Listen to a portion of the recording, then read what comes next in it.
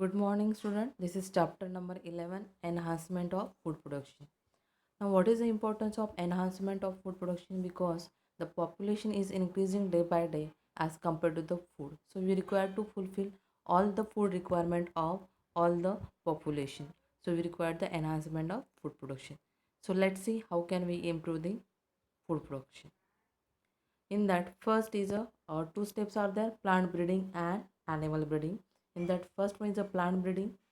In that, Green Revolution was dependent to a large extent on a plant breeding techniques for development of high yielding and disease resistant varieties. Example in a wheat, rice, and maize, so we can get a higher yield. Now, what is meant by plant breeding?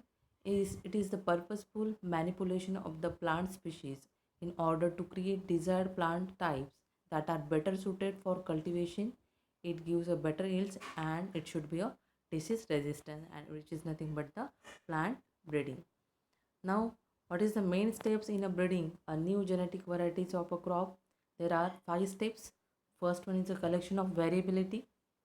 Variability means there is a variation, collection and preservation of all the different wild varieties, species and relatives of the cultivated species. We have to collect the different varieties. For example, in a Mendel's law, in a Mendel's experiment, here is taking a different types of pea plant, tall, dwarf, brown, wrinkle, yellow, and such type of varieties they are mixed together and there is a formation of higher, better yield or better quality.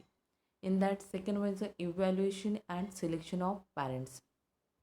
Then you have to evaluate is done to identify the plants with desirable characters, and the selected plants are multiplied and used in the purpose process of the hybridization. Third one is a cross hybridization among the selected parents. By cross hybridization, the two parents to produce hybrids that genetically combine the desired characters in a one plant. So different characters we are combined together and the formation of new variety with the better yield. Next step is a selection and testing of superior recombinants. The selection is process which is crucial to the success of the breeding objective, and it requires careful scientific evaluation of the progeny. And these are self-pollinated for several generations till they reach a state of uniformity, so that the characters will not segregate in the progeny like the law of segregation. So there is a formation of new variety, but there is no segregation in the characters. And last, which is the testing, release and commercialization of new cultivars. After evaluation is done, uh, it is by growing these plants in a research field and recording their performance under the ideal fertilizer application. We are recording the what type of fertilizer we are using and irrigation, other crop management practices, and it will be followed by testing the materials in a farmer's field for at least three growing at several locations in the country. There is a different location we can grow such type of hybrids, and this is the testing, release and commercialization of new cultivars.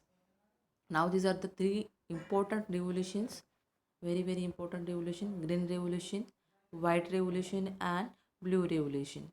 In green revolution, which is called as a crop production; white revolution, everyone knows that, which is a milk production; and blue revolution, which is the fish production.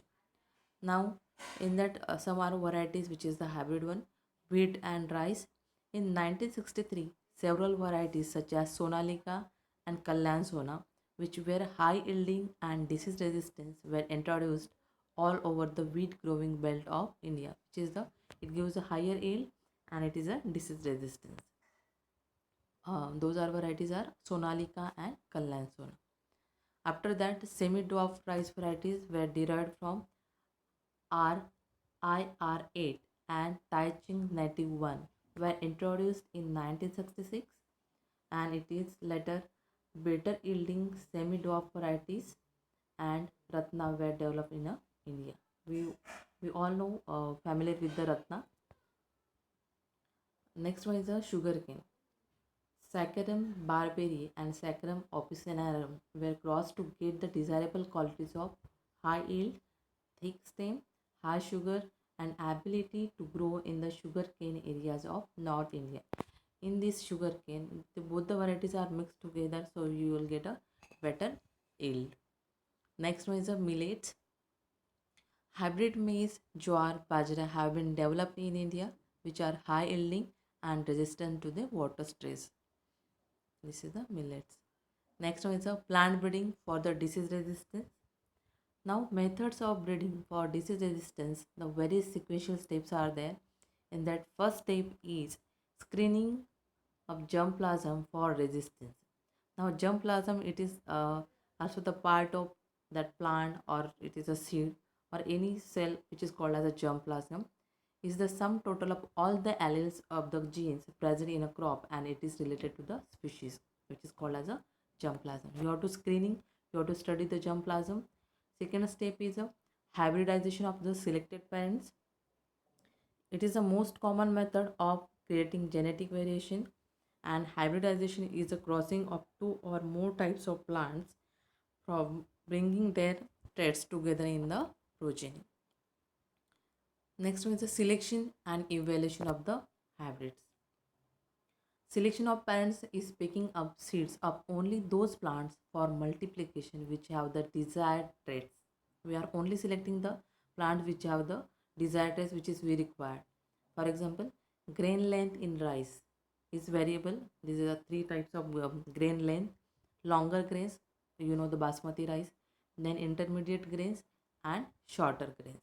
This is the selection. After that, testing and release of new varieties. So we have selected this, selection is done. Then next step is a testing and release of new varieties. The newly selected lines are evaluated for their yield and other agronomic traits of quality, disease resistance, etc.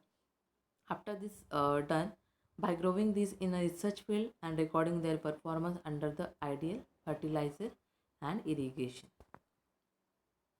Now these are the some examples of crop and their varieties with the disease resistance. In that, first one is a wheat. Variety is Himgiri, and it is resistant to the disease like a leaf and strip rust and hillband. Another crop is a brassica. Variety is a Pusa swarnim, which is also called as Karan Rai, and it is resistant to the white rust. Third one is a cauliflower. Varieties are Pusa shubra, Pusa snowball K1, and it is resistant to the black rot and curl blight black rot. Next one is a cowpea, which is a Pusa komal, which is the bacterial blight. Next one is a chili, Pusa sadabahar, and it is resistant to the chili mosaic virus and tobacco mosaic virus and leaf curl. These are the some varieties of carrots. You can see the different types of colors. Next one is a example is a moong bean. It is resistant to yellow mosaic virus and powdery mildew were induced by the mutation.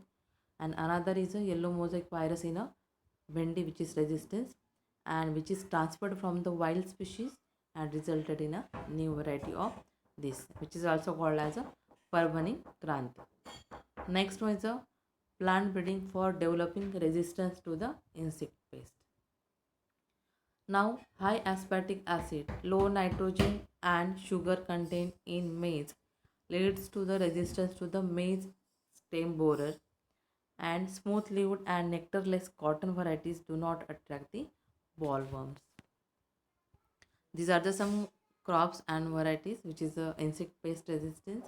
Crop is a brassica, which is a rapeseed mustard, and variety is a Pusa gauro, and is resistant to the aphids.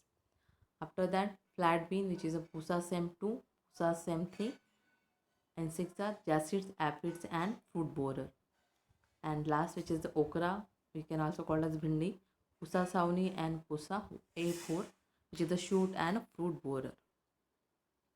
Next one is a plant breeding for improved food quality. Diets lacking essential micronutrients. There are two type of nutrients: micronutrients and macronutrients. Micronutrients are required in a small quantity. Example, particularly iron, vitamin A, iodine, zinc, which is increase the risk for disease. If we are not getting such type of micronutrients, so we will get a different types of diseases, reduce the lifespan and reduce the mental abilities. A far greater number of 3 billion people suffer from the micronutrients, protein and vitamin deficiency, or are also called as a hidden hunger, because they cannot afford to buy enough food because they are very poor. For example, vegetables, legumes, fish and meat, etc. And more than 840 million people in the world do not have adequate food to meet their daily food and nutritional requirements. So it is very important for the, with the help of plant breeding, so we can improve the food quality. Next one is the biofortification. Now what is the biofortification? It is the process of breeding crops with higher level of vitamins and minerals, or higher protein and healthier fats, and which is nothing but the biofortification. We are adding the excess amount of vitamins, minerals, proteins and healthier fats. Now breeding can improve the nutritional quality.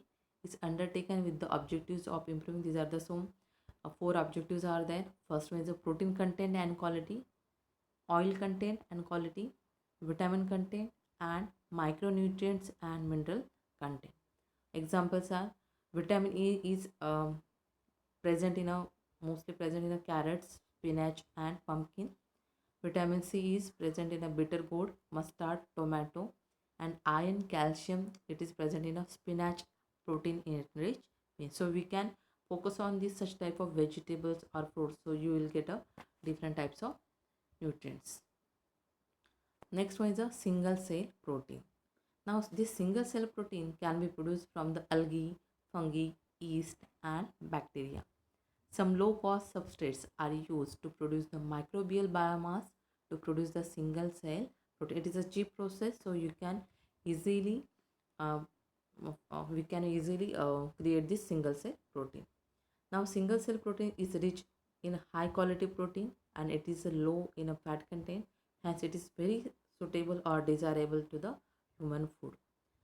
And this single cell protein should also reduce the pressure on the agriculture production system for the supply of proteins, and it can reduce the environmental pollution, because we are preparing it from the algae, fungi, yeast and bacteria, so they do not require the large amount of field to grow. Now for example, microbes like the spirulina, which is a cyanobacteria, can be grown easily on materials like the wastewater from potato processing plants, straw, molasses, animal manure and even sewage. To produce the large quantities can be served as a food rich in protein, minerals, fats, carbohydrates and vitamins. This is the spirulina, which is the different types of vitamins, micronutrients rich product. So we can this blue green algae, which is also called as a cyanobacteria. Now some common microbes as a single cell protein producers. In that first one we already seen, which is a cyanobacteria produced from the spirulina, which is a blue green algae or called this is cyanobacteria. Next one is a bacteria Methylophilus methylotropus. Next one is the yeast Candida utilis. Then filamentous fungi Fusarium graminearum. Now what are the advantages of single cell protein? It is rich in high quality protein and poor in a fat content, so we can easily uh, have it. Then it reduces the pressure on agriculture production system for the supply of required proteins, and this is production is based on industrial effluent. It is does not require fresh water or good source of fuel, so it helps to minimize environmental pollution also, therefore it is eco-friendly. And this single cell protein can be produced in a laboratories throughout the year, so there is no time period is there, so we can throughout the whole year we can produce single cell protein. Next one is a tissue culture step. Plant tissue culture refers the maintenance and growth of the plant cells, tissues, organs on a suitable synthetic medium in vitro, which is outside the plant body, and the whole plant could be regenerated from the explant. Explant means there is a small portion of that plant which is called as example. Explant is a plant part exists from a specific location in a plant to be used for the initiating the culture. Now in this tissue culture, explant, that is any part of plant, are taken and taken out and grown in a test tube under a sterile condition in a special nutrient media. And this capacity to generate a whole plant from any cell or explant, which is called as a totipotency, which is also like a germ cells or stem cells. With the help of stem cells, in case of animals, we can um, prepare any type of tissues or organs, and this capacity of any type of cell, which is called as a totipotency. And now this is the diagrammatic presentation, and that this is the one carrot. We are taking a small portion which is called as explant, and this explant is grown in a nutrient medium, and these cells are grow and it become a formation of tissues, mass of tissue, which is called as callus, and callus become a embroid, and embroid become a embryo, and when we put in a test tube it become a plantlet. So it is ready to the grown in a field. This is the tissue culture. We are using a test tube with the nutrient medium, so we can, and this is also called as a test tube culture, which is a tissue culture, which is all processes are done in a sterile condition. Now next one is the somatic hybridization or somatic hybrids. The first step in a somatic, there is a two types of cells, germ cells and somatic cells. Germ cells are the reproductive cells and somatic cells are general body cells. So we are taking a somatic hybridization is to remove the cell's wall by digesting it with the enzymes like the pectinase and cellulose. We are taking the somatic cells and we are going to digest their cell wall with the help of pectinase and cellulose. And this is the example of tomato plus potato is equal to pomato. This is the variety which is pomato, is formed from the tomato and potato. So you will get the both the product tomato as well as potato. Now what is the process? Isolate the protoplast from two different varieties of plant, each having desirable characters can be fused to get hybrid protoplast which can be further grown to form a new plant. Now these hybrids are called as somatic hybrids, while the process called as somatic hybridization. This pomato is nothing but the result of somatic hybridization. For example, a protoplast of tomato is fused with that of the potato to form a new hybrid plants, combine tomato and potato characteristics, and result is a pomato. Now this is the technique which is we are taking the cells from the tomato and potato.